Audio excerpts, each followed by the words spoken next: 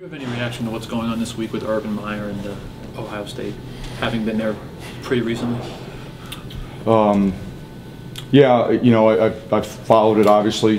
You know, I'd start by saying, you know, we take any type of abuse, you know, whether it be versus a female, a male, domestic abuse or not, very seriously.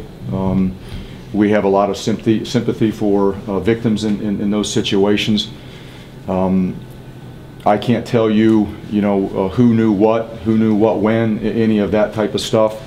I know I was there, and that's about all I can tell you. You know, they'll go through an investigation. You know, obviously you guys know how I feel about Coach Meyer and his family, but it's a very serious, you know, situation, and one that I'm sure all parties there will take very seriously. Do you use this as a situation as like to speak to your staff? I mean, about make sure that all information gets to you, so you can, as the head of the program, can kind of make sure these things don't happen here.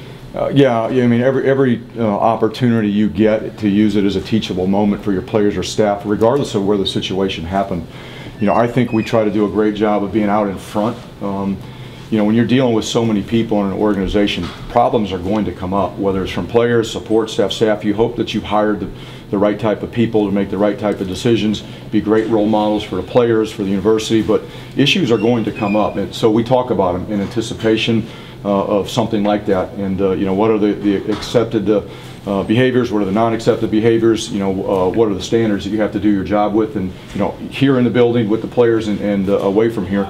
So we talk about that a lot, and there have been a lot of teachable moments here from around the country, you know, with other coaches.